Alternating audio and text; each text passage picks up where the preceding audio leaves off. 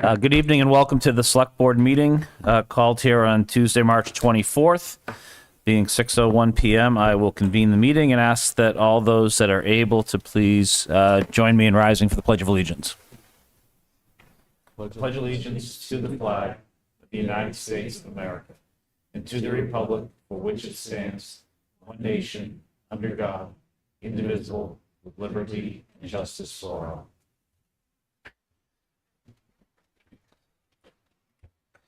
Just quickly, a little bit different on our agenda this evening. As folks probably see, we will have one item to reorganization of the board. Then we need to go into executive session. We'll resume open session following that, and that's when we'll go to open forum. So it is a little bit different.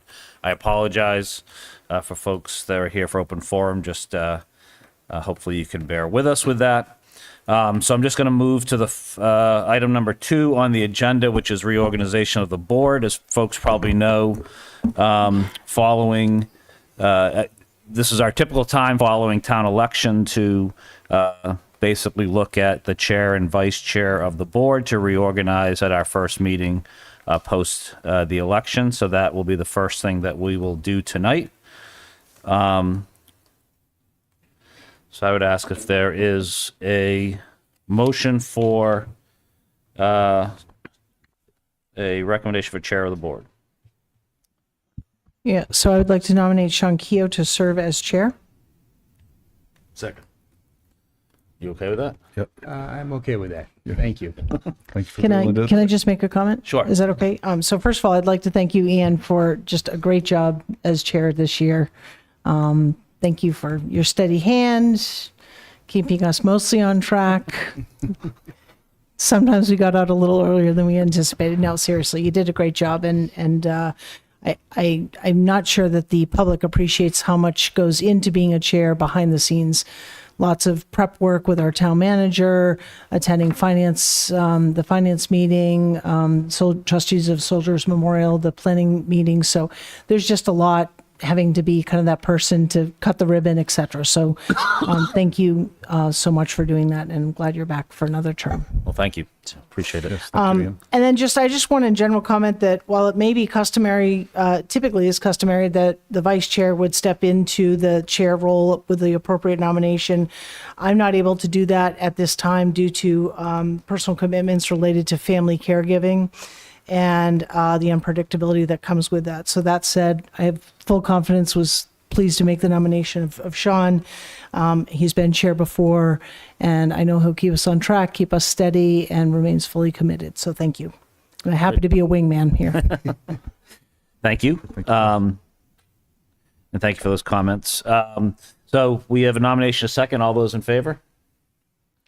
It's 5-0, 5 being present. Does the candidate usually, I can't remember if the candidate can vote, usually yeah. votes for themselves. Or If you don't, we might take a it revote. was still a majority. It was still a majority. Where's the confidence here? As chair, I now turn it over to you for the next part of this. Thank you very much, and thank you to the board, and thank you to Shelby for entrusting me with this. I would say that as a board, I don't see the chair treated as having any extra authority, in that we all participate equally, and you're really just trying to run a judicious meeting, and so I expect to see no change. So thank you all. Do we have a nomination for vice chair? I'll move to nominate Mark Silverberg for vice chair. I'll second that. All right. Any comments? If you're willing, Mark. Yeah, no, I'm willing. I'm excited for the opportunity. I really am. It's flattering. So thank you.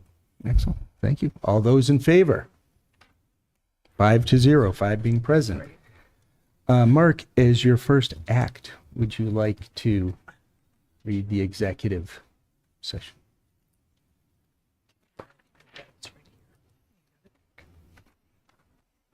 Move under Mass General Law, Chapter 38, Section 21A3, to discuss strategy with respect to collective bargaining with all unions if the chair determines that an open meeting, should have prefaced this by moving to enter executive session under Mass General Law, Chapter 38, to discuss strategy with respect to collective bargaining with all unions if the chair determines that an open meeting would have a detrimental effect on the town's negotiating position.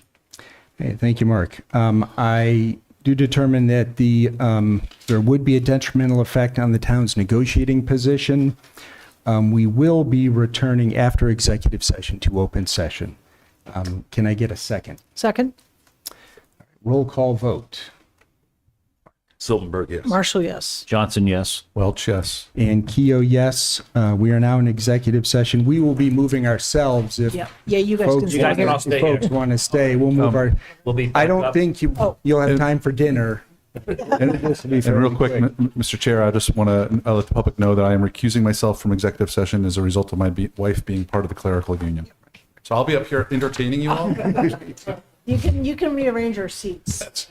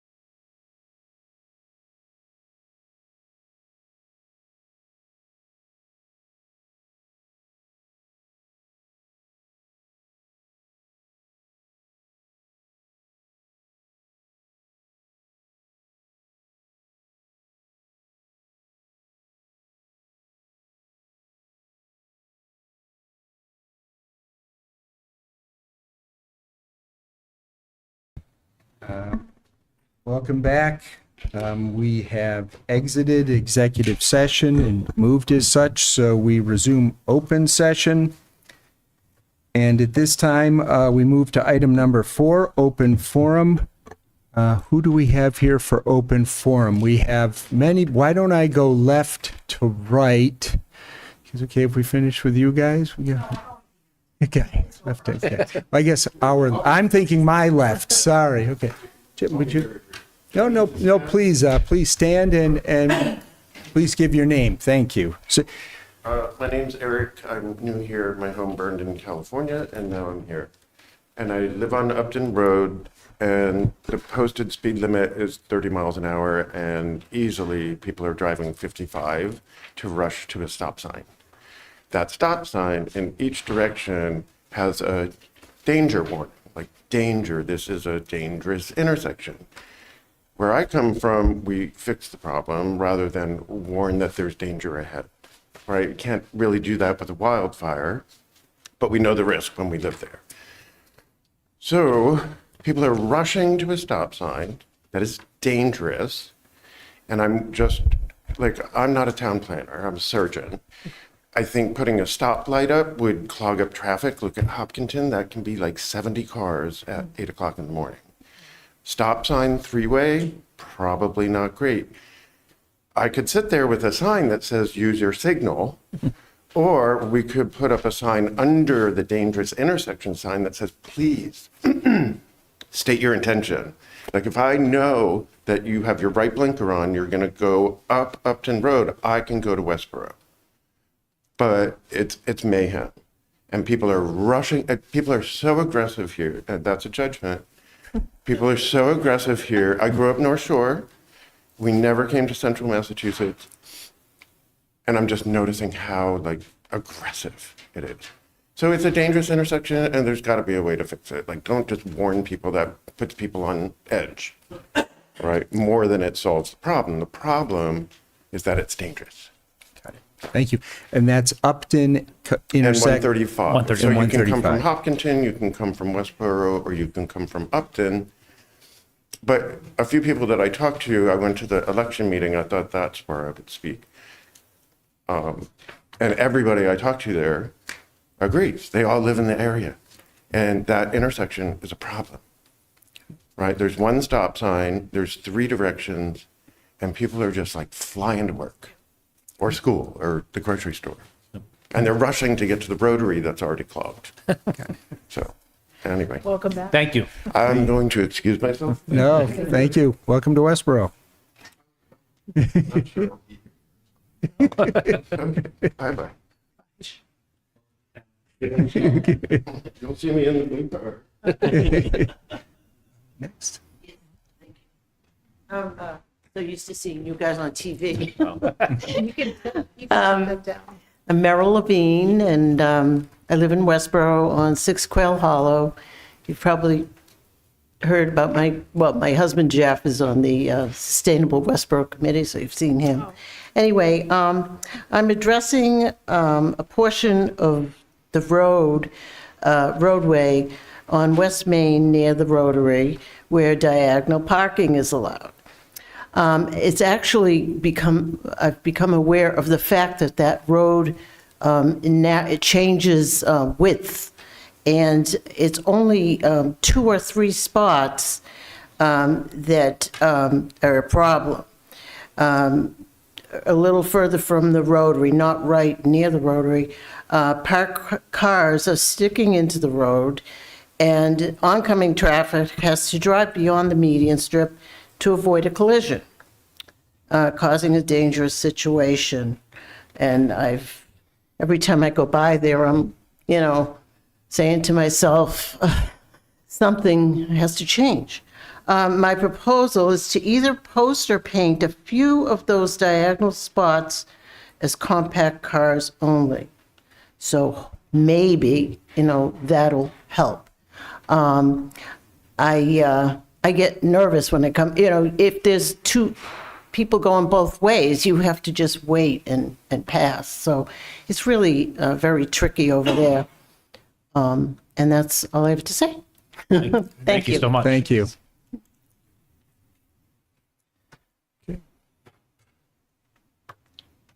Good evening. John Arnold, 251 West Main Street, Town Moderator. Not here to do my full annual meeting debrief tonight, but I wanted to mention two things while town meeting is still fresh in our minds.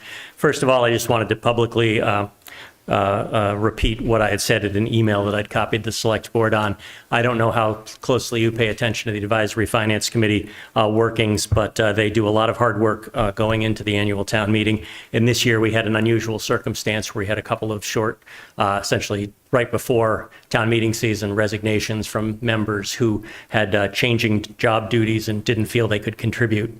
And the people I found who I thought had the right temperament, background, and provided some diversity to the committee didn't have a lot of experience with town finances, town meeting, or anything like that. So we all worked together to try to bring them up to speed very quickly. But I wanted to single out especially Christy and John Steinberg and a couple of some other people behind the staff to say that above and beyond, not only did they attend the meetings when necessary, I think occasionally they attended meetings when they weren't necessarily on the agenda, but they were always there to help out and help the new members up the learning curve. So I wanted to recognize them and thank them in addition to all the other work they did.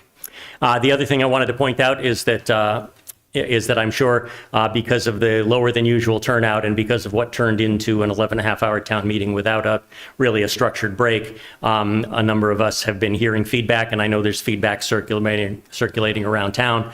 So I wanted to highlight the fact, I'll put this on TV for a second. Please go to westboroughma.gov. I'm trying to organize a listening session. Essentially, this isn't a debate. It's no presentation, nobody trying to change anyone's mind. But I think what I learned over my years in business and in governance is that before you go fixing a problem, you have to understand what the various points of view on what the problem actually is.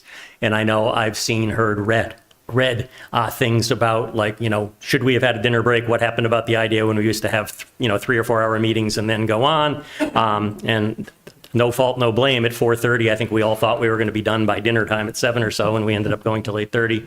And then other comments have been like, does open town meeting work? Can we consider an SB2 style meeting that they have in New Hampshire, which isn't allowed in Massachusetts or whatever? So rather than have and I'm sure there will continue to be a number of stovepipe discussions, I thought I'd try to provide a unifying event where people can either come and summarize the discussions they've heard, or hopefully more people can show up. And I'm hoping to just, as I said, whether you go to town meeting and have ideas, or don't go to town meeting and want to tell us why, no presentation. I'm just going to sit and listen and try to organize thoughts and gather ideas so we can see exactly what the breadth of people's concerns are. And so it's next Tuesday, a week from today, March 31st, almost exactly a week from now. It's 7 to 9 o'clock over in Great Hall in Forbes Building. We're just going to have a conversation and share what we think. And I'm sure at some point shortly thereafter, I will report back. But I do want to remind everyone, and this came up at a town meeting symposium that I attended at UMass a few weeks ago. Although it's easy to fixate on the number of people, including in our own town election, I think we really want to focus on the quality of the outcomes versus the quantity of the people, and also what we all think is the best way to ensure that there's a fair representation of a cross-section of town there. So again, all ideas are welcome. I just want to hear what they are, because I think before we jump into trying to say this is the solution, we should make sure we understand what problems we can fix easily and what are more time consuming and require more thought. So please, everyone, if you can't come, send email to moderator@westboroughma.gov. I'm going to gather all those and I'll put those somewhere where people can see what the comments are too. So thank you. Great. Thank you. Thank you very much. Sean, through you, I think that we've received at least one email directly to the board that I saw about this. So, Christy, can you just make sure that John receives any and all that come to the board? Thanks. Good evening. Julie Squires, 15 State Street. I'm here tonight as a member of the Active Transportation and Safety Committee. I'd like to address the board. On February 24th, this board voted 4-1 to remove the article for a crosswalk on Ruggles Street. The ATSC followed all required procedures to bring this warrant article forward. We previously appeared before this board and received positive feedback. The school committee voted unanimously to support the crosswalk, as well as the finance committee. It appears that there was some confusion and communication gaps that arose during the planning board's review process. For example, our chair did not receive confirmation regarding when she was supposed to present. During the planning board discussions, at that meeting, members expressed interest in hearing Ellen and reviewing her presentation and considered moving it to the following meeting. However, later concerns were raised regarding the project's overlap with the DPW work and needed more additional information. The planning board subsequently voted to send a letter to the select board outlining these concerns. While the Active Transportation and Safety Committee was copied on that letter, our committee did not receive or review the letter directly. On February 25th, I learned informally the select board had voted the prior evening to remove the article without prior notice to the ATSC. After reviewing the meeting, it appeared that there were still questions regarding the location, the scope, proposed crosswalk. We would have been available to clarify those details if we had been contacted. Additionally, it was noted during the discussion that our liaison appeared unaware that the removal of the article was being considered. There were several days between the planning board's communication and to this board's decision, during which time the ATSC was not consulted. From our perspective, this reflects an ongoing challenge with coordination, communication between boards and committees. Over the past 6 years, this has made it difficult to advance projects aimed at improving pedestrian and cycling safety. To address this constructively, I would like to request the formation of a small working group, including myself, Ellen, a representative, as representatives of the ATSC, a planning board member, a select board member, DPW director. The goal would be to improve coordination and ensure that projects like this can move forward effectively and with shared understanding. Thank you. Thank you. Yes, Alan?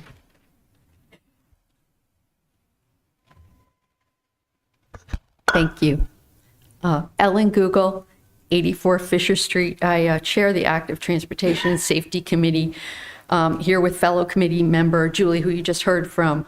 I just wanted to tell you that at our meeting on March 9th, the ATSC voted to present a letter to this board about the article we proposed, and they authorized the chair to prepare the letter with specific points. I have that letter, and I emailed it to all of you earlier. I don't think I emailed it to everybody. I've copied on it, but Christy and all of you should have gotten it.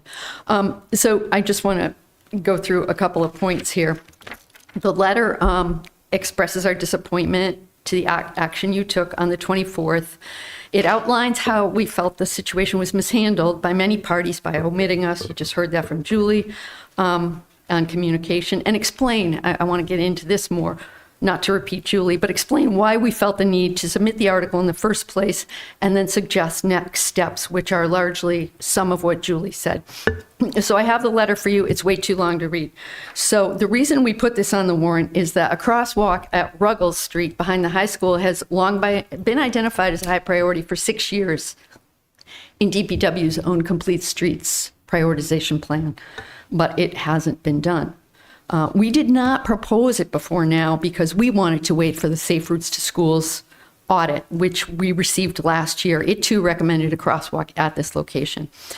Last summer, the schools implemented many other recommendations from the Safe Routes to Schools on the school property that were in that report. So they did a bunch of stuff, and I've got the appendix of what they did in my letter. So we felt it was time for the town to do its part on town roads that they don't have purview over. So that's why we did it. But the other reason, this has also been a high priority spot for crosswalks. It's the #1 location we as a committee have heard people want a crosswalk. The other reason we propose is something Julie mentioned. Our committee is pretty consistently ignored, left out of important meetings, and just out of the loop altogether. All the information we get is fourth hand. The DPW director to the planning director to the assistant town planner to us. The assistant town planner is our staff liaison. So we don't get a real understanding of why things are seemingly delayed or stalled, or that seem to us to be like no-brainers. We're not included. So what now? So this is where I want to go with this. The meeting that Julie suggested is something that I'm going to echo. We need to hear directly from the DPW director, so we propose a meeting that includes DPW director, town manager, planning director, assistant town planner, our staff liaison, members of select board, planning board, you can choose, and our representation. Others may be included, but at minimum, we need to hear directly from the DPW director. Unless we have the opportunity for their rationale and thinking, we can't be in a position to understand why high priority pedestrian safety projects don't seem to go anywhere. And before they tell us to go look at complete streets prioritization plan, we actually did. It said that this location was planned for FY27. So we thought and had a confirmation from the assistant DPW director that we were in alignment with that. I know I'm going long, but we'd also ask the board that you would reach out and require the DPW to come back with a time estimate and a cost estimate for the work as we proposed in the article, and a thought of where they think the money would be coming from. Is it Chapter 90, or do they need a town meeting authorization? And any other context or rationale around the project and how it may relate to the other things we want to do at the high school, from the safe routes to schools, like a 20-mile-per-hour speed zone, school zone, or improvements that it recommends on West Main. And we would like to urge you to set a deadline for that. We think 2 months is reasonable. That's just one more thing. Initially, I mistakenly concluded that either Shelby or Ian may have reached out to Patrick or Sean. That was not bright on my part to assume that, because it could have been anybody who attended the development and planning meeting. So I just wanted to correct the record on that. Thank you. Thank you.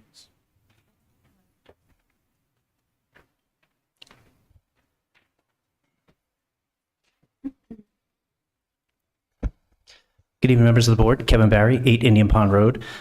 First, I think, as was mentioned earlier, I just want to pay my respects, and we do see the amount of work you guys do as individuals, as a group, collectively. Although certain things become adversarial, we totally respect the job and what you're trying to do. We just kind of bring to light some things that we and others see. So just want to kind of get that clear, and congratulations with the changes here. First, I'm going to say something completely different. I'm actually here primarily to focus in support of the ATSC committee. As you know, I have been overly critical about a certain project within the realm of that committee, but as the term Active Transportation and Safety Committee, I can attest. I'm not going to go through everything that they just did. I think they laid it out in sequence, what makes sense, and what I observed.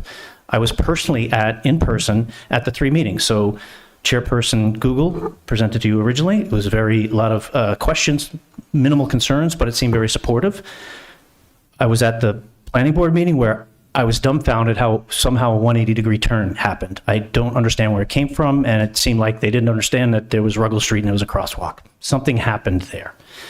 Obviously, your conversation where it got removed from the article, I was very concerned about that. I can personally attest, in reviewing all BPAC meeting minute notes, ATSC, and going to ATSC meetings, whether it be Zoom or in person, this was on since 2020. I have the complete prioritization plan, which actually is still on the website right now, that says it was supposed to be completed June of 22. So now it's 6 years. And I remember when I first saw this, I was dumbfounded. I'm like, there's got to be a crosswalk there. There's no way that there's no crosswalk on the backside of high school. Lo and behold, it's not. I can also attest that there have been obviously social media conversations with it. I think some of you know aware of that. And also a resident came to a ATSC meeting concerned about it and wanted to have it addressed if possible. So again, how it went about, I don't understand. But what was most concerning, though, that I think you got to go back and take a look, was in your conversation and the reasoning for it to be removed, obviously without their consideration or addressing your concerns, was the comments and the reasoning was that you were concerned or afraid that if it was left on the warrant, the residents would have voted in favor of it. Isn't that what town meeting is about? They brought forth a viable project that they deemed worthy of getting addressed, presented to in the proper channels. They got sabotaged, but town should have been make our own minds. We're spending, it's our money to spend. So I was very concerned about that. So if you want to go reference it, go back and take a look at it. You guys were there. My last and final thing was about the Rotary project. If you recall, I made a presentation. We had our last update meeting from the planning board or planning director. That was in June. It was requested, I guess, in a conversation when all of a sudden this peanut shape was dropped, that Patrick, member Welch, had asked for finances, made reference of what else can we do instead of blowing up the Rotary, make minimal adjustments for mitigation for safety and traffic. You made a specific request of how much has been spent, what is remaining, and what are we doing since then. So right now, at that point, they had already spent, what do I have in my records? About just shy of $140,000. The budget I'm going to present to you now, it's almost $300,000 has already been spent. $295,000 for this plan that, as you know, social media, you talk to residents, they don't want this to happen. So why are we spending this money? And the simple fact is we have not had an update since August, or July technically, when it was presented as the peanut design. The meeting was promised in the fall. That didn't happen. Then it was supposed to, I think, push to the first quarter of 26, and now it's April. So we're going on almost 8-9 months that there's been absolutely no mention of it other than the meeting, a couple little minor surveys, but almost $300,000 has been spent. Why are we spending money where, on a 25% design study, where we know we don't want to go forward with it? We should spend it properly. So if you could, I respectfully request that we have the town planner give you guys, or planning department, somebody an update, because no one knows what's going on and why do we need to wait till April 15th. So thank you for your time. I appreciate it.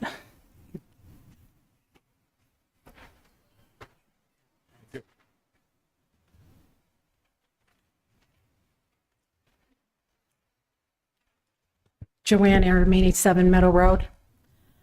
Tonight's transportation night, I guess. You've heard of a ton of transportation issues. Maybe now you can understand why I keep coming up here meeting after meeting, asking you all, when are you going to have an agenda item that addresses the role and the responsibilities of the ATSC? A lot of this maybe could have been prevented if you had stopped kicking the can down the road for the last 15 months. I'd also like to know, part of transportation, when are you going to hold town staff accountable for giving us the transportation prioritization list that you all requested months ago? Again, obviously, people are concerned about the safety of the roads here, and that's where we should be focusing our money. I don't understand it, why no one's following through on this or taking action on it. I just don't get it. Thank you. Thank you very much, everyone. All right. We will now move on to item 5, which is a request to close Jasper Street for Westborough Unplugged event, May 9th, 2026. This has become an annual event, I think, and I thank Mr. Nurse for bringing this forward. Any comments or? Sorry. No? So they have talked to the police department, as they always do. They want to close the road on May 9th between 12 and 4 temporarily. So the board has traditionally approved this request. Yeah. Thank you to Mr. Nurse. And this is part of the Westborough Unplugs Week, also an annual event within the town of Westborough. Any thoughts or comments? Or a motion? Sure. I'll move to approve the temporary road closure of Jasper Street from North Street to Benjamin Drive to vehicular traffic on May 9th, 2025 from 12 p.m. to 4 p.m. It's supposed to be, say, May 9th, 2026. 12 p.m. to 4 p.m. Second. Any comments, questions? All those in favor? 5-0. Mr. Nurse, thank you very much. Look forward to the event. Next. I think we have someone coming for the next agenda item who's not here yet. Oh, okay, sorry. Never mind. I guess they're here. Okay. Apologize. They're here? Okay. All right, so the next item is 134 Fisher Street. We have a request to approve local action units. and also a request to waive connection fees for those affordable units. Hello? Yeah, come on right up. Give us your name. Hi, my name is Richard Reckett, the owner of the 134 Fisher Street project, and in front of you for the approval of those affordable units, and also the request to waive building, water, and sewer permit fees. Thank you very much. Would you like to tell us a little bit about the project? Give a little sales job. It's exciting, but unfortunately, my company has been so busy, we haven't been able to really get on the project right away. And we're hoping within the next couple months, we're going to be more on there. We're there now. Actually, we just started today, processing material that's on site to make it, a product, to raise the elevations of the site. No, thank you. And I know you've come to us before regarding the project itself. You just remind us the number of units and the number of affordable units you'll have. And these are small homes, roughly 600 feet, Right. square feet, right? 624 feet. Yeah. And the planning board approved 18 of them in the first phase. Second phase is 22, which I'm trying to get that going too. I want to do them all at once if possible. Excellent. But So we received the LAU application through the Affordable Housing Trust. So you've been before the trust. I'm sorry. Have you been to the Affordable Housing Trust? Is that Housing Trust? Yes. You've worked with them. Yes. Yes. Yep. I'm sorry. That's yes. okay. That's okay. Yep. And so this approval has the 4 affordable housing units. So per your policy, the request is to waive the connection fees for the affordable units. This agenda item is also to approve the LAU application required by the state for the affordability designation. Right. And this is for, back to your question, this is for those original Out of the 18, not the 18. additional 22. Got it. No, thank you. Any other questions? No, and just for clarification for the public, this is a water sewer waiver request specifically for those 4 units, not the other 14. Correct. Just so Yes. The for folks that are affordable wondering. units. Yep, thank you. And we would get a similar request if there was additional affordable units in the second phase, it sounds like, as well. Yes, second phase will be the same. Okay, There'll be, terrific. There'll be 5 units, I believe. So, but I did talk to, sorry if I can't remember his name, but he had it through the housing. He asked me to, if I would be willing to give 1 more unit, which would benefit the town substantially. So, I certainly appreciate you working with the town and your willingness to build. I think it's a fantastic idea to have these smaller units for folks that need that type of space. So thank you.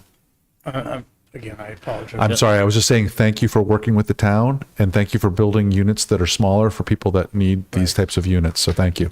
Yeah, it's right now it's, with the economy the way it is and pricing and so forth, it's, we're going at a little bit of slower pace than what I like, but we're trying to do most of the work, site work wise, sort of out of pocket, as we have time. Terrific. So, Thank you. Busy's good, right? Busy's good. busy's good. Busy's good, Mark. except most of the time it's good. Yeah, I was on the planning board when this was approved, and so I'm pretty familiar with the project. It's over at the intersection of Gleason and Smith Parkway Yeah. for people watching. It's 18 small detached units. They're all going to be rentals. They have cute little porches. I think it's going to be a good addition over there. There's some parking, but I think they're taking advantage of the proximity to the train station as well. Bicycle parking. It's and then phase 2 will be down the road. There's some zoning hurdles on that. I think the sending parcel that you have to find. We'll see what happens with that, right? So, Right. Yeah. That's the big question. Yeah, it is. But I was glad you were able to get sewer for that because I think the original plan was to do a private Well, I sewer. had a septic designed Yeah. for those 18 units.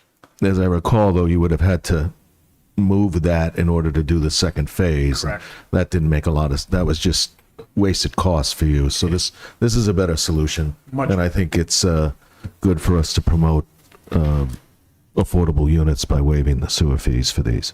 As the rep to the Affordable Housing Trust, I don't know if there are other comments. Do you want to make the motion? Sure.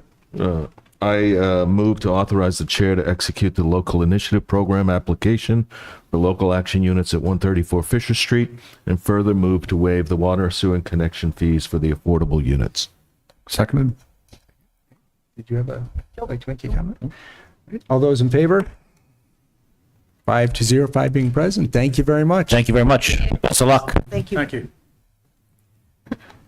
All right.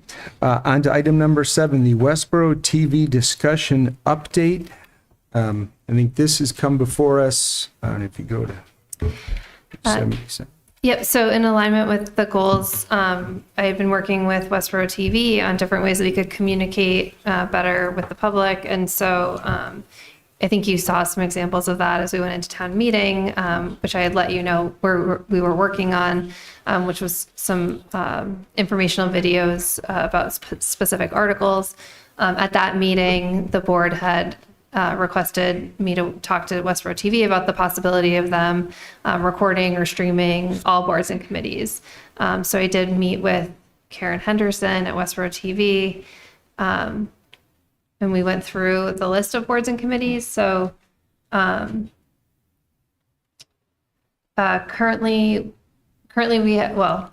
at this time we were recording 13, or Westborough TV was recording 13 boards and committees, which was about 169 that were being recorded or streamed, and then others that were recorded and then posted.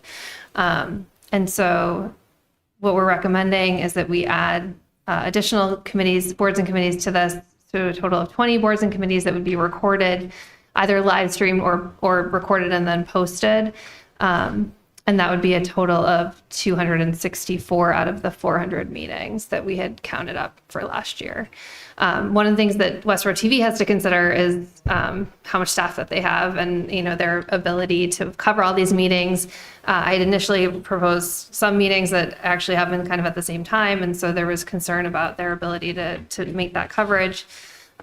So specifically, I guess I can just read. So right now, Westborough TV covers the 250th American Revolution Anniversary Committee, the Capital Expenditures Planning Committee, Economic Development Committee, Advisory Finance Committee, Affordable Housing Trust, Council on Aging, Municipal Building Committee, Planning Board, Select Board, School Committee, and then the Library Board of Trustees and Library Building Committee are also covered, but they, as I understand it, they record themselves, and then they're able to translate that over to Westborough TV. Westborough TV has covered several other committees when there's larger things going on. I remember, I think 2 years ago when the Historic Commission, for example, was talking about the golf club, they covered that. They've covered Rec Commission when certain things were going on, but these are the ones I just read are the ones that they cover regularly. So the ones that we proposed to be added were the Active Transportation and Safety Committee, which I understand they've already started recording that meeting. And one of the reasons that meeting and some of the other meetings that are during the day make it easier for Westborough TV, they just have more availability when people are meeting during the day. The Board of Health is another committee that we had talked about adding, and then Community Preservation Committee, which, like the ATSC, actually they already started recording those meetings because they meet earlier in the day as well. We had also talked about adding Conservation Commission potentially as one that would potentially record themselves. So we were thinking that any committee that has staff present at all of the meetings could potentially do that recording and then transfer that over to Westborough TV. And then and similarly, Sustainable Westborough and also the Youth Commission. The ones that we did not include are largely either committees that might spend more time in executive session, might not have work that's more of sort of a broad community interest, or maybe ones that meet infrequently. So those are the ones that we didn't recommend, understanding that, everyone would be able to contact Westborough TV if they had something that they thought would be, more interesting. And actually Westborough TV pays attention to that as well. So sometimes they just show up because they know that, that there's going to be a level of interest in the items at that meeting. I did want to note that as sort of a practice, the Westborough TV does not cover regional meetings. So they don't cover the Regional Emergency Communication Center, the ASABET, Valley Regional Technical High School Committee, the Central Mass Planning Committee, or the Treatment Plant Board meeting. So just as a practice, those are regional meetings, and so they just don't cover those, understanding that they're more focused on things that are more specific to Westborough. So that's where we are. This is what, I think we can continue to be flexible in the conversation, but if there's anything that's jumping out at you that's concerning or that you don't agree with, I can certainly work with Karen on that. All right, Christy, thank you very much. And I thank you. We had, I wanted to mention, we did have this on a previous select board agenda, but I think in hour 4 of that meeting, we made the decision to push it off till tonight. But thank you for bringing it back. Any questions, comments? Marcus first. Yeah, I think the only disagreement I have possibly is the Recreation Commission. I feel like that has broad community interest, particularly with the rec center, but also with the extensive programming that they do, whether it be cricket or the fields up at the state hospital, or, I mean, there's, I just wonder if that might be something we should consider recording and putting on TV. I mean, there is staff there too, so that might be eligible for self-recording. I say they conflict with this meeting, correct? A lot of times they do. A lot of times. So it would need to be more self-recorded, probably. So we could work with them on the self-recording. Yeah, that was the only one I thought maybe should have been recorded, or I thought the recommendations were otherwise, I'm in concurrence with them. Okay. Thank you. Yep. So love the list. I know the public isn't seeing this right now, but there's a great sort of grid that Christy has created working with Karen. I'm wondering, I did see also that you made reference to Westborough TV in the handbook, and I know we're going to address that, the handbook, at a future meeting of the board and figure out what sort of updates need to go in there. Always in favor of sort of linking things together. So being that handbook lives online, if we could, it doesn't necessarily have to be this whole table, but I think it would be helpful for the public to just kind of have a list of what meetings are recorded, not when they broadcast and anything, but just maybe a link within certainly the handbook. So new committee members coming on who are supposed to be reading that handbook can understand that. And then just maybe making sure that this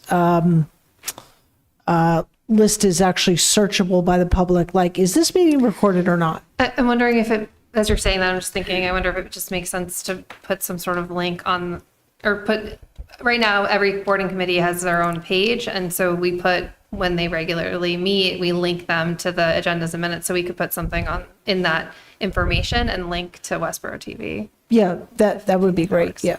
That would Be like a nice to have like a TV guide type thing on the. Yeah, What is that? I just really dated myself. yeah. You're supposed to read this handbook?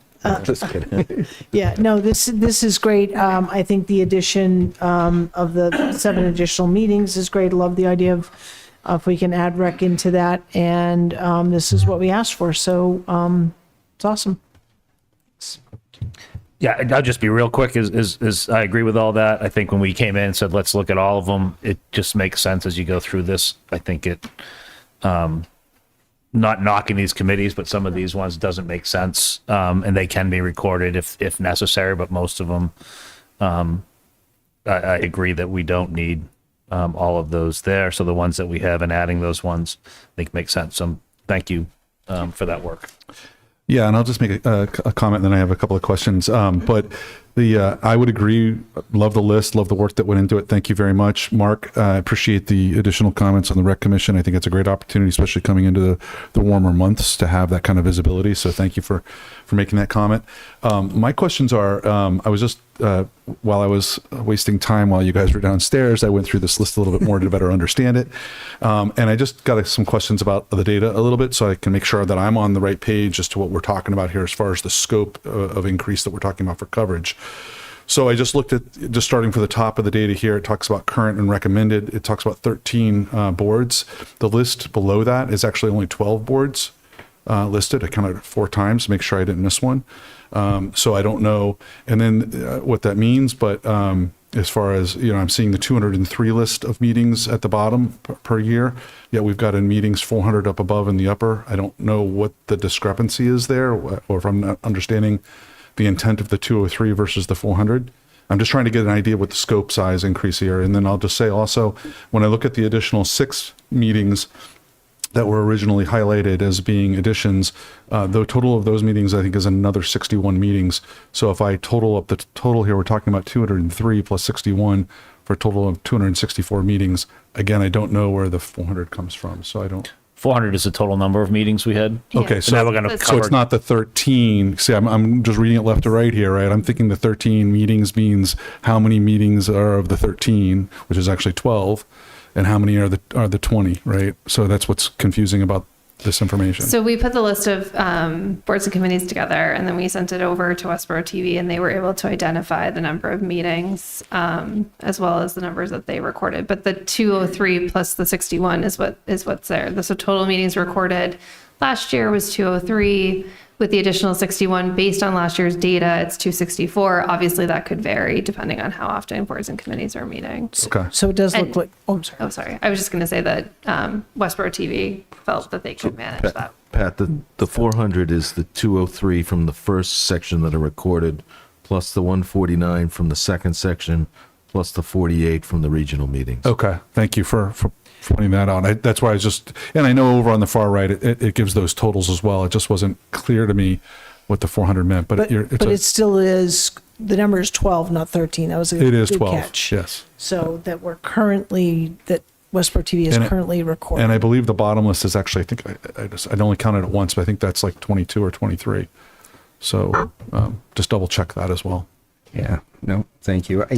Sorry. So double check what? So Well, let me count it real quick here. I don't think that we're doing the number of. No, I know that. meetings. I'm just saying. We're just voting, or you're not even voting. It's just the additional committees that are. Right, I just think if this was being put out, just I think the request that the 13 is actually 12 current ones, and then. I think it's just a typo. Yeah. Yeah. Well, I think what it is you'll see on the section down below, it says the Rec Commission is recorded. Yes. I think that's their That's what that is. That's their Thank you. 13th, but then Karen. but I corrected. think it's more varied. So Yeah, but that's not 12 are more included in the fixed. 203 meetings. Right. So it should be boards and committee So it reports actually as well. is. So I identified those 13 boards and committees as being recorded. That was based on the recordings that Karen put together, based on what Westborough TV had. And then now we actually did not record every board or committee meeting of recreation, is what I have been told since then. So now we're adding it back. So the numbers are still. So the 13 is right because it's just the blue line. So that's the the Rec Commission is being recorded, just not consistently, is what I'm hearing you say. So it's, So it showed up in the bottom list, which in the bottom list is 22, not 20, but that's fine. I just want to make sure we got the right information that we're putting out there. Yeah. So Yeah. appreciate the explanation. I think 2 groups put together information and then it came together in this chart. It was Right. Yep. No, it's great. I love it. I think it's the right additional meetings to add in. And as this is more and more successful over time, and I know Westborough TV will be more and more successful, maybe it broadens out in the future. So Thank you. Yeah. Nope. No, Christy, thank you. I think this is, and with Mark's addition, this is a good plan going forward. And of course, as this moves forward, if we get feedback from folks and people want to include changes, certainly we could revisit this, but I think this is a very good jumping off point. So Christie, thank you very much. Do we have No motion. no motion? Okay. So it's a plan. All right. Yep. Thank you. Next agenda item is Otis Street easements. And we have several here today. We talked about this project this past Saturday, and we have our community development director here to go through a fairly extensive list. Fred, thank you very much. Thank you, Fred Leonardo, Community Development Director for the town. Before I get too far into this, I'd like to thank our council, KP, Catherine Klein. It's been very instrumental in getting this done. And our Director of Planning, Jenny Gringers, has spent a lot of time on this as well. So I'll just run through the different properties that are in front of you tonight to sign for the easements. If you have questions, certainly you can ask those. We have secured the easements for the four corners. So Arrive 293 through 297 is one easement. McDonald's 299 Turnpike is another easement. Herb Chambers, albeit they've been bought out, they still have retained the name. There's actually three easements on that property. It's 75, 310, and 312 Turnpike. And then the last one is Cara owns that. The last name of that gentleman is Cara. And he owns 76 Otis Street where Mo's and Verizon. So those four are in front of you tonight. The Target driveway, which is 330 Turnpike, we're in the final stages of that, but it's not been signed by the property owner, so we're waiting on that one for tonight, but it should be imminent. 66 Otis Street, which is Cold Harbor, that is in front of you tonight. That's just another picture of Cold Harbor. Across the street from that, RK Centers, that's 290 Turnpike. That's in its final stages of getting the final documentation. That should be in front of you soon. The next property is TNS Realty owns 53 and 49 Otis Street. Again, those are two separate easements, but those are ready for your signatures. 49 Otis Street is actually a parking lot, but that is one of the easements. So if you were on Otis Street, you'd see it. The same owner owns both that parking lot and the adjacent building. 35 Otis Street is a separate easement. That's in front of you. That's where Stag is. And then the last two, which is actually a recently purchased property, is 25 and 27 Otis Street. Again, two separate easements. So all those properties are in front of you tonight for signatures. Okay, thank you, Fred. And we're trying to obviously move quickly on this so that the project can move forward. With the two easements we're waiting on, that provides an opportunity for us to potentially meet again next week. So Yeah. just a little heads up Yeah, there. I hate to say that, but I forget, there's three other properties are owned by Atlantic Management. Presently, where Amazons are located, we're just waiting for their council to finalize that paperwork. So there's three easements there. It's 50, 54, and 64 Otis Street. So might I, go ahead. I was just going to say, just looking at the list, I was just trying to cross off the list virtually as you went through those as to what we have in our packet. And I see that you've got 25 Otis Street on that side. I don't see that listed in our packet, so I just want to make sure we have that if there's a motion to include 25 as well. It should be. It's in. It's just not in our list. We have Maybe 27 further and down in the packet, it's just not on the Well, list. no, they should be in there. 25 and 27 were early. There are two that came in like at the 11th hour were actually 76 and. We have 27 and 29, Otis. Is that a typo on our packet? Yeah, that would be a typo then. We don't have 29? No, it's 25 and 27. You do have them in the package. The motion may have just been mistakenly written, and I apologize. Sean, can I just say, if we do have to meet next week, I would like to go to John Arnold's listening session, so maybe we could do a meeting right before that. That's at 7, and again, I don't know We'll if it'll be definitely ready. take that into consideration. Yeah. Maybe an AM meeting. Or even a 6 Potentially o'clock. Well, 6 o'clock, and then we can just go over there, whoever wants to go over there. But Well, If I may, I think the game plan now, the most important ones are the ones at the intersection, because that's also holding up our DOT permitting. So now that we've secured those, we'll see if we can get the rest of them by next week. That'd be great. By the end of this week, we also need council to prepare documentation for the eminent domain at 55 and 74. So that's also in the works. Okay. So I'll check with the town manager at the end of the work to kind of see where we are with all this documentation. So I don't want to just bring you back for one, we're trying to avoid that, but there is some urgency to keep moving. This is great So progress. just for clarification Sure. then, so in addition to the two we discussed at town meeting, those being two separate easements, because they're two separate properties, Correct. those plus then I heard five parcels still outstanding, so 7 total that are outstanding. Is that correct? There's 7, that is correct. 7 additional easements need to be signed by the board. Okay. Right.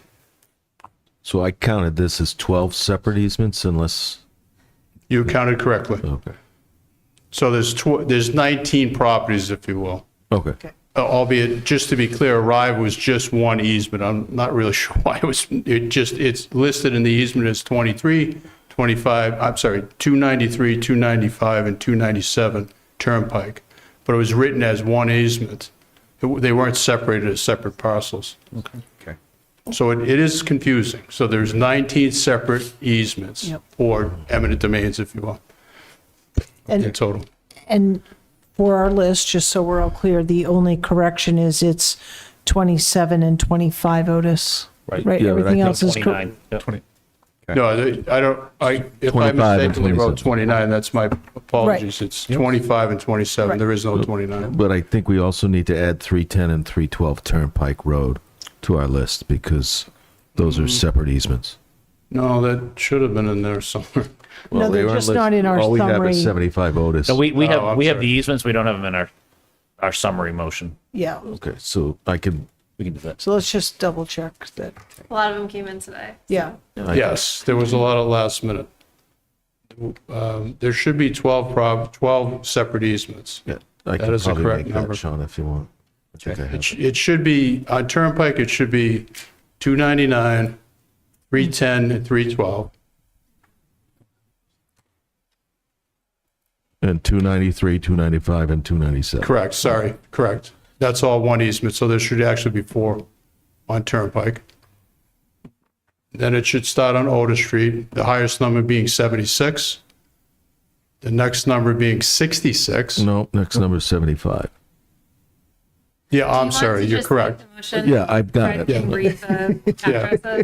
No, I mean, I've got the No, addresses if you're you right. want me to do it. 75 is part of Herb Chambers, so it's 76, 75, 66, 53, 49, 27, 25, and 35's in there too. Okay. I have them on, You want a we can go motion? back Yeah. and check them here. but- I'll move pursuant to Article 25 of the March 23rd, 2024 Annual Town Meeting to approve the easement agreements from 293, 295, 297 Turnpike Road, 75 Otis Street, 310 Turnpike Road, 312 Turnpike Road, 66 Otis Street, 49 Otis Street, 53 Otis Street, 35 Otis Street, 27 Otis Street, 25 Otis Street, 76 Otis Street, and 299 Turnpike Road for the multi-use path on Otis Street, and further execute the acceptances of the easement agreements. Seconded?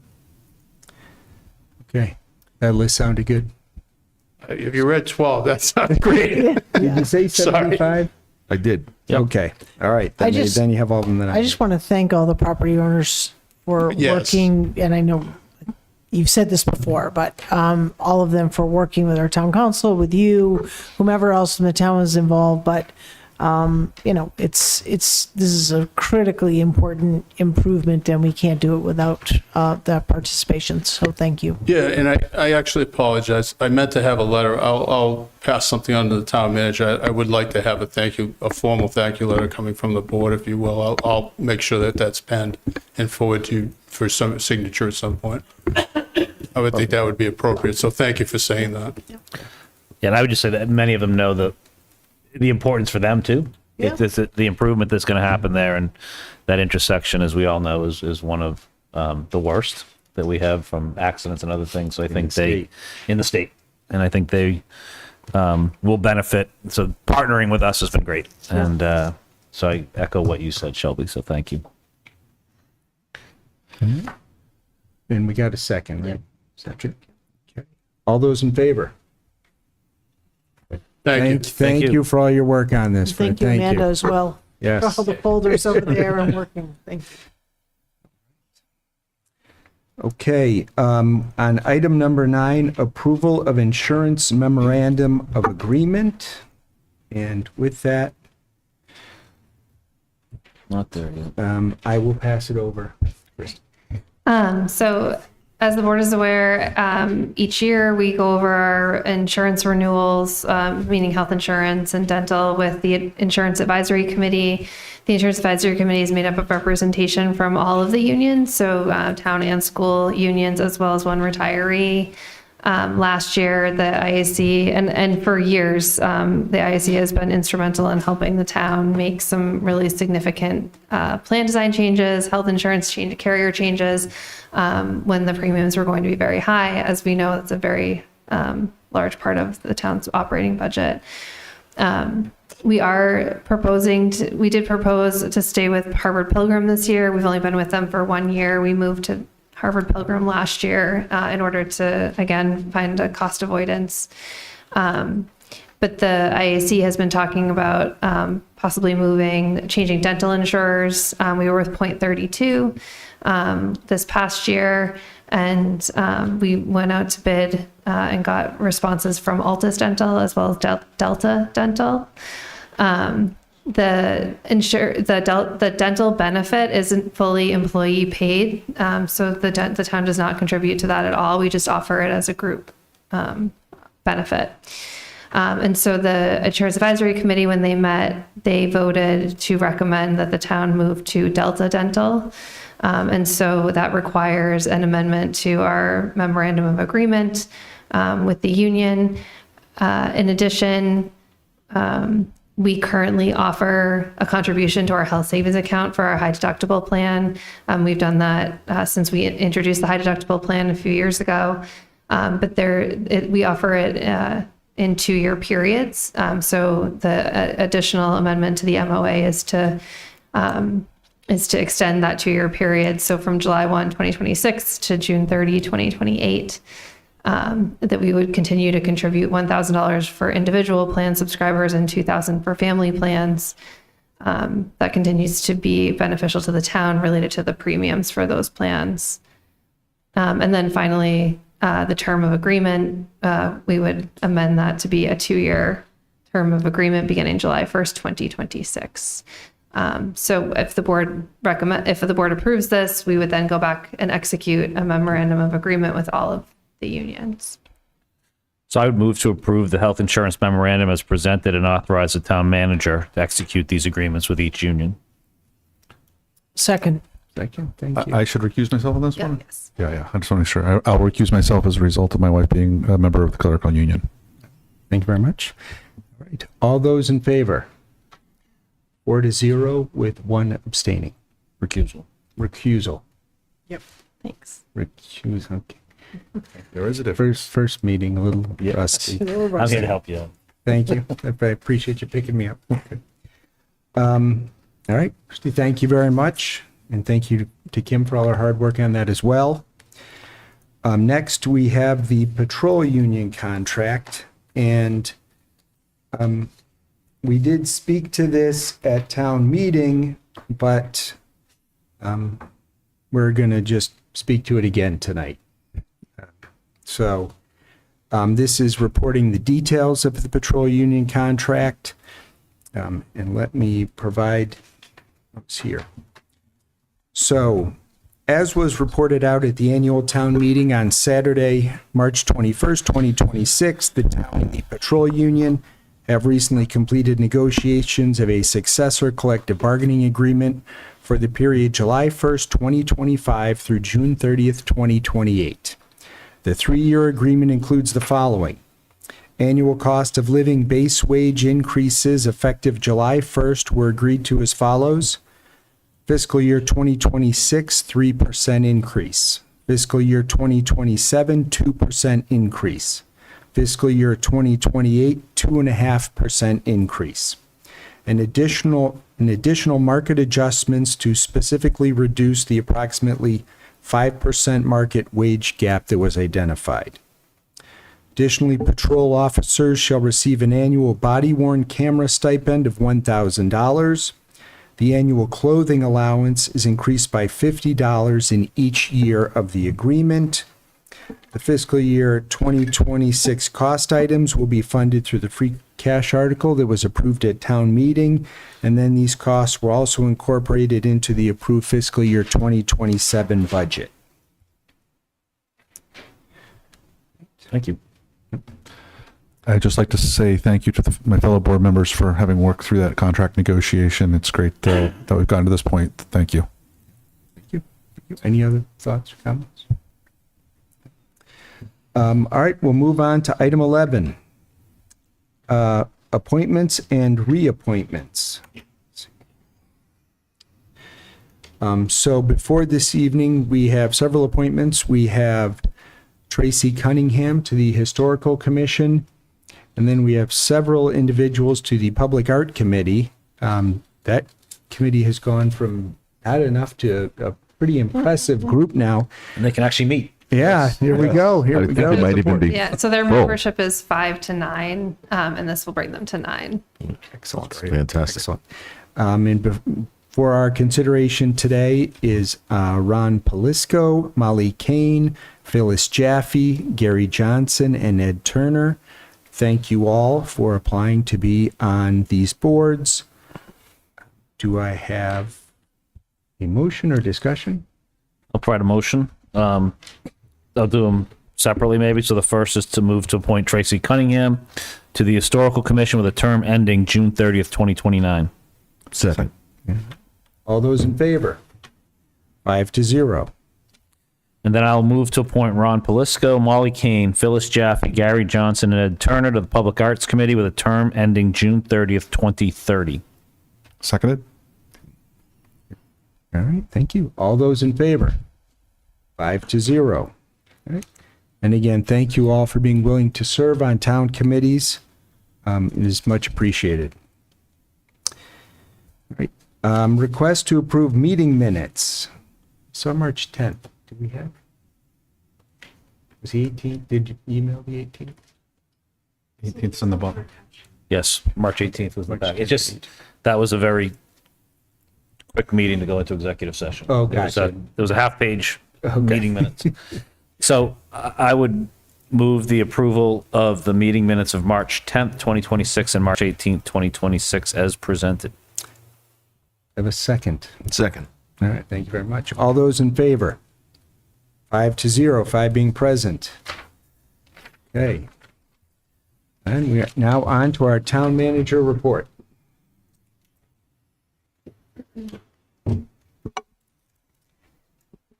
Yesterday, I, along with other town representatives, so the Economic Development Coordinator, Director of Planning, Community Development Director, Deputy Fire Chief, our EDC Chair, and one ambassador, as well as representatives from Mass Office of Business Development, did a full day of visiting with businesses in Westborough to listen and share resources.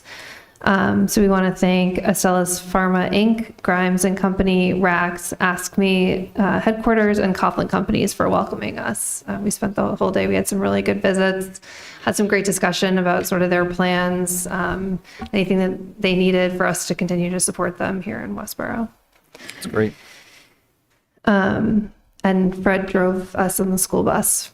He did a great job. The 250th committee met yesterday. We executed a contract with American Thunder to provide fireworks for the town on Friday, June 26th. So the next step is to schedule a visit with them, as well as public safety representatives and committee representatives. This would confirm shooting and viewing locations.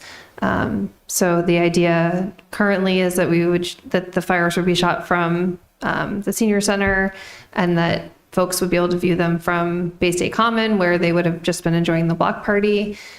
So we want to confirm that with the fireworks company, and then also consider other potential viewing locations that people can be directed to.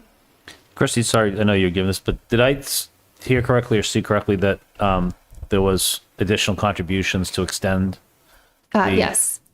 We haven't, there's commitments. Okay. Yes. So the contract that we signed was for $19,000 for a 15-minute display. And my understanding is that the VFW is actually planning to make a donation to cover the additional, I think it's $7,000 needed to extend the display to 25 minutes. And then there are other individuals who have also contributed that will fund other things that the committee is working on for that evening. It's awesome. Yep. Thank you. We are working with the town clerk and the library team to determine if it might be possible to move the voting location for the November 26 elections to the community center. That's something that we talked about when we purchased the center, and we talked about the renovation of the center. In talking with the town clerk, I think the logistics of that would actually work really well and have ample parking for voting. So we need to sort of time that correctly, because there are requirements that the town clerk has in terms of moving the voting location, working with the state, working with this board, and then also just making sure that the library remains on track. But right now they are on track to move back in September of 26. So the timing currently is good for that. And then as the board's aware, the town and school efficiency study was funded at town meeting. So I spoke with the superintendent today, and in the next couple of weeks, we wanted to pull together the chairs of both this board and the school committee to start talking about just next steps related to that process. For department head updates, the police department successfully completed its Mass Police Accreditation Commission on-site assessment March 3rd to the 5th. MAPC will formally vote on the renewal in May with an award ceremony scheduled for June. Chief Minardi would like to recognize Lieutenant Greg Shipwreck, the department's accreditation manager, for his exceptional leadership and dedication throughout the process. Lieutenant Shipwreck's tireless work preparing for the on-site assessment, along with his year-round efforts to ensure the department remains in compliance, played a critical role in this achievement. The Department of Public Health is announcing that Public Health Week is coming April 6th to the 12th. It's celebrated nationwide and focuses on power of prevention, honors healthcare workers, and highlights key issues to improve community health. Also, as the board's aware, yesterday was the first day of the transfer station at the new location. Went yesterday. Oh, I had yeah. to check it out. It was awesome. Yeah, I heard Great. it went really well. Certainly people are still, becoming aware of it. So that, I think that was the only feedback that we got, just more sort of redirection, but I think we heard it went well. So that's good. And then the Treasurer Collector's Office will reopen on Mondays, beginning on Monday, March 30th. At the October town meeting voted to partially restore that position. It was previously 25 hours. We cut that position in fiscal 26. We brought it back in October to 19 hours, and we've just filled that position. So that individual started today in the Treasurer Collector's Office. So they will be back open on Mondays. So they will fully align with the town hall hours. Awesome. Christy, thank you very much. Okay, issues and correspondence of the select board. Who would like to go first? I'll just say one thing. Oh, yes, I'll kick it off. I'll just say one thing. I just want to recognize all the hard work that was done leading into town meeting and a successful town meeting this year, although it went pretty much into the evening, but it was certainly not the midnight that we've seen in past. So thank you to all of the staff and all the residents for participating and providing us a good and successful town meeting. I have nothing this evening, so I'll go next. Thank you. So a couple updates. John Arnold came to speak to us at Open Forum. I was happy to see that he's already taken the listening session under his initiative. Lots of comments on social media. Several people reached out to me expressing lots of different thoughts about town meeting and how it went. And it was mostly positive. Again, it circles back to time, commitment, full day, are we really reaching the broadest audience, et cetera, et cetera. So I'm excited that conversation is starting. And I encourage folks to attend, and if you can't attend, send your feedback to the select board, and our town manager will get that to the moderator. Couple updates on things going on in town, and hopefully I don't bump my friend Mark here out of his updates. Oh, I got plenty. All right, perfect. So Westborough Connects has a rescheduled event. It's called Let's Talk About It, Cannabis, Alcohol, and Today's Youth. That's on Tuesday, March 31st, 6:30 to 8 p.m. All of their programs are free, and that is being held at the Westborough High School Library. You can go to westboroughconnects.org to register. There are so many things going on at the Senior Center. I'm not going to read their newsletter, but for folks that haven't checked out a Senior Center newsletter recently, please do. I'll just call your attention to, there's a Passover lunch that's happening. So it's an opportunity to learn about what Passover is. I think that's pretty creative and a way to engage the community broadly. There's a veterans breakfast and a police breakfast and lots of other things going on. So check out their newsletter. It's down in the front lobby. It's available online and obviously at the Senior Center and other locations around town. There are several community groups around town. I know the Women's Club and Rotary Club in particular, although there may be others, I apologize if I'm missing you, who are offering scholarships to graduating seniors, and those deadlines are fast approaching. So for the interested youth that are watching this meeting tonight, check out those opportunities. I would imagine the guidance office has those that information, but hey, free money, why not, right? It'll be the last time it's offered to you in your life, so go for it. Then speaking of the Women's Club, they are hosting a fundraiser.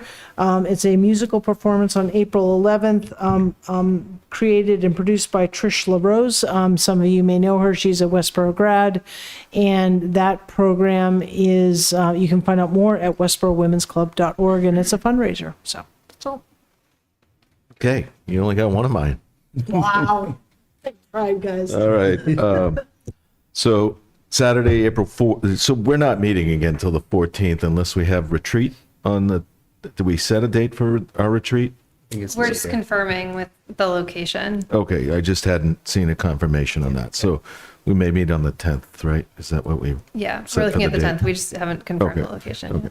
Okay. So I have a lot of things happening before the 10th. So the Repair Cafe, Rotary sponsored Repair Cafe, is at Westborough Public Library on Saturday, April 4th, 9 to 2.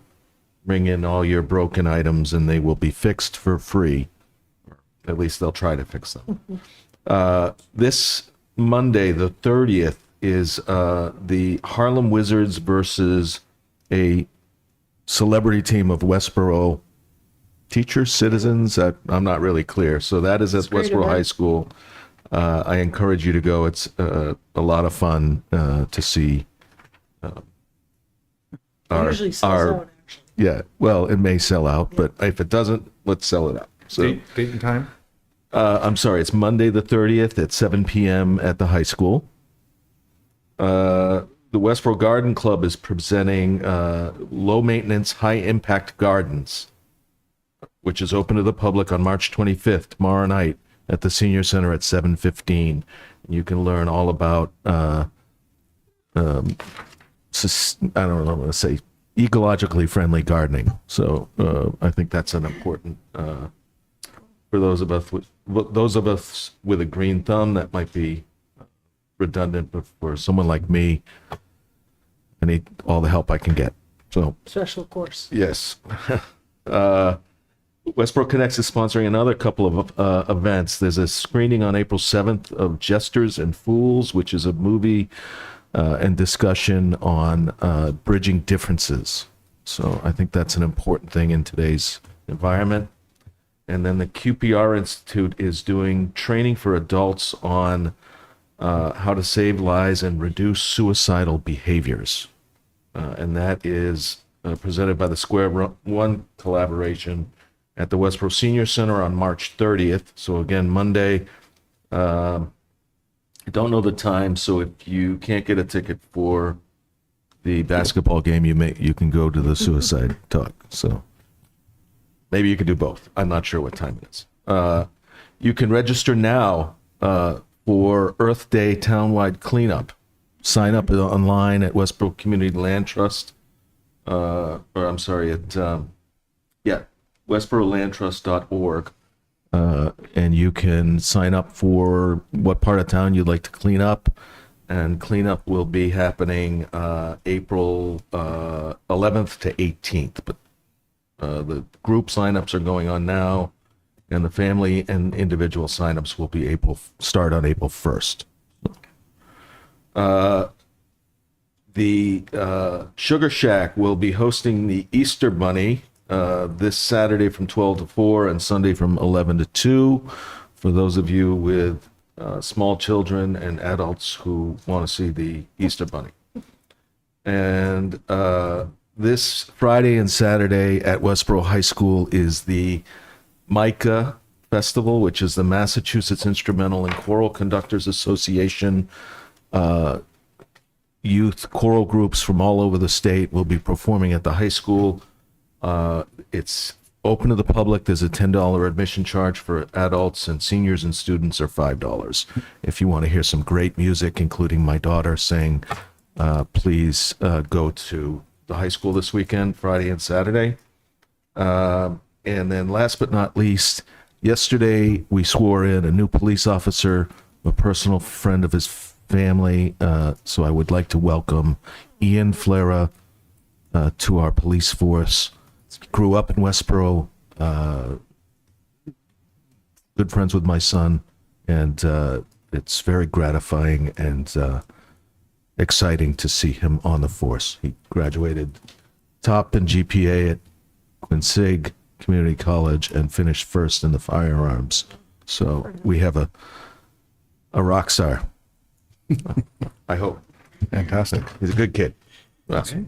Good young man. Mark, thank you. Thank you. A couple of quick updates. Library Building Committee met last week. Project is still moving forward, pretty much on track. They are inside there starting to frame out the new teen room, the children's area and stuff. So a lot of progress being made, and they went through final designs with us. It really looks like it's going to be tremendous. I'm excited. Went to, in mentioning the 250th anniversary committee, there was an article in the most recent Community Advocate that did mention VFW Post 9013 in their contribution. I want to thank Commander Tony Pittman Sr. and Quartermaster John Gallinaw, who have attended multiple 250th anniversary committee meetings. And then last night I went to the Youth Commission meeting. One of the members of the Youth Commission was a gentleman who sort of led a lot of the discussion on the last article. And then the other members of the committee had either been there and spoke in support or had written a letter in support. They were all, key in bringing that citizens petition forward.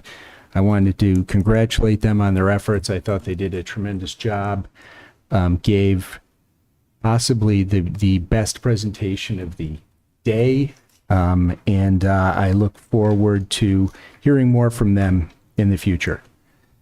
And with that, at the end of my first meeting as chair, can I get a motion to adjourn? So moved. Second. All those in favor? Thank you. We should have done this sooner.